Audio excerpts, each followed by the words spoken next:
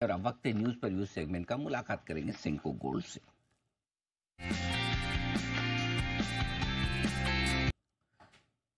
Senco gold देश भर में ज्वेलरी का रिटेल कारोबार करने वाली ये कंपनी। कल आए हैं इसके नतीजे। बाजार बंद होने के बाद आय जरूर 27% बढ़कर आई है, लेकिन मुनाफा, कामकाजी मुनाफा 56% घटा है। 181 करोड़ से घटकर 80 करोड़। मार्जिन्स 11% से घटकर 3.25% के आसपास, और मुनाफे में लगभग 70% की कमी रही है, 110 करोड़ से 33 करोड़। हमारे साथ कार्यक्रम में शामिल हो रहे हैं कंपनी के एमडी और सीईओ सुवांकर सेन साहब। सेन साहब, बहुत बहुत स्वागत है आपका। धन्यवाद हमें समय देने के लिए। सर, क्या हो गया क्या वजह रही कि ऑपरेशनल परफॉर्मेंस इतनी खराब है, ईबिटा इतना कम हो गया, मार्जिन्स इतने घट गए? कोई खास रीजन सर इसका? देखिए अनिल जी, इसमें रीजन दो तीन ही है। एक है कि जो ड्यूटी कट गवर्नमेंट ने जुलाई अगस्त में किया, उसका जो इम्पैक्ट है ऑफ 58 करोड़। हम लोग Q2 में उसका 30 करोड़ का इम्पैक्ट लिया, Q3 में उसका 28 करोड़ का इम्पैक्ट लिया। सो दैट इज जो YTD में अगर हम लोग देखा जाए तो वो 58 करोड़ का इम्पैक्ट है। इसीलिए मार्जिन दिखने में कम लग रहा है, मगर अगर हम लोग वो एडजस्ट कर ले तो हम लोगों का 9 months YTD EBITDA last year 7% था, और 9 मंथ्स YTD EBITDA इस year after adjustment of duty cut 6% है। तो वो 100 बेसिस पॉइंट्स में ही डाउन है।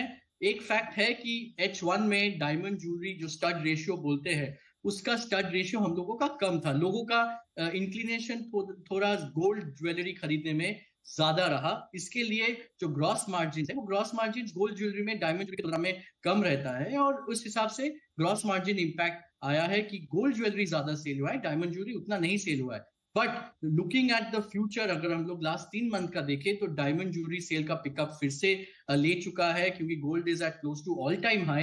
एंड डायमंड ज्वेलरी लास्ट 2-3 महीने में selling at about 50% growth compare to last year. So we are expecting that Q4 में वी विल मूव बैक। अभी जो एडजस्टेड एबिटा 6% है, विल मूव टुवर्ड 7%। तो लोगों का जो ये थोड़ा नेगेटिव सेंटिमेंट आया है, बिकॉज एवरी लास्ट 2 years में Q3 has always been the best in terms of bottom line as well as top line. So हम लोग का टॉप लाइन में वेरी गुड परफॉर्मेंस हुआ है। 22% ग्रोथ हुआ है, कंसोलिडेटेड फिगर्स में 27% ग्रोथ हुआ है। बिकॉज बट ये डायमंड ज्वेलरी सेल का रेशियो थोड़ा कम हो गया, ड्यूटी का इंपैक्ट हुआ, और गोल्ड का प्राइस मूवमेंट में हेजिंग में जो लॉस लगा, इसके लिए Q3 में नंबर्स खराब दिख रहा है, मगर 9 मंथ्स में नंबर्स उतना खराब नहीं है। So we are positive the comeback on Q4 and the coming year will continue to happen. तो सर, ये 27% की ग्रोथ जो रेवेन्यू में दिख रही है सेन साहब, इसमें कितना योगदान वॉल्यूम ग्रोथ का है और कितना योगदान गोल्ड के बढ़े हुए दाम का है?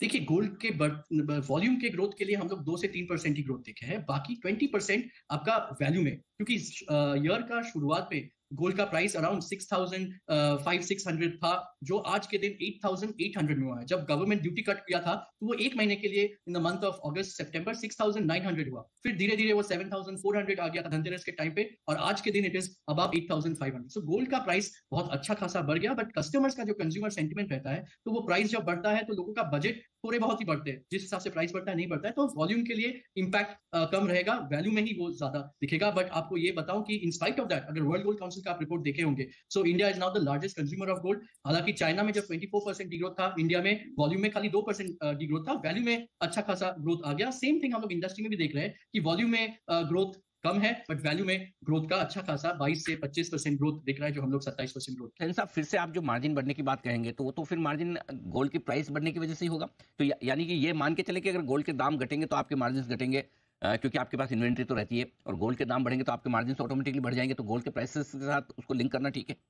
नहीं नहीं अनिल जी, ये ठीक नहीं है। हम लोग का 80% इन्वेंट्री हेज रहता है ऑन एन एवरेज। कभी कभी वो 90-95 भी हो जाता है, बट हम लोग का इन्वेंट्री 80% हेज है। सो गोल्ड का प्राइस बढ़ने के साथ साथ हेजिंग इंपैक्ट के लिए नहीं होगा। हम लोगों का जो मेकिंग चार्ज इनकम है, that has remain stable around 10.5%। Only thing is that diamond का जो पार्ट है इन डायमंड ज्वेलरी, उसमें अगर हम लोग ज्यादा डायमंड बेचे तो हम लोगों का मार्जिन ज्यादा आएगा, और अगर हम लोग कम डायमंड बेचे तो मार्जिन कम आएगा। हेजिंग का इंपैक्ट बहुत ही मिनिमम है, वो इंडियस अकाउंटिंग के लिए क्वार्टर ऑन क्वार्टर चेंज होते थे। तो इन द Q3 तक YTD में हम लोग देखे कि डायमंड का सेल पर्टिकुलरली, उसमें वॉल्यूम में उतना ग्रोथ और वैल्यू में उतना ग्रोथ नहीं आया। Only from end of solution की तरफ जाता रहेगा, तो फिर ऑटोमेटिकली डायमंड का प्राइस एक स्टेबिलिटी आके फिर धीरे धीरे डायमंड का प्राइस बढ़ना होगा। सो ये हेजिंग के चक्कर में गोल्ड का प्राइस बढ़ने के साथ हम लोग का प्रॉफिट में कोई इंपैक्ट नहीं है। It is truly making charge income and diamond income. Okay. Sen साहब,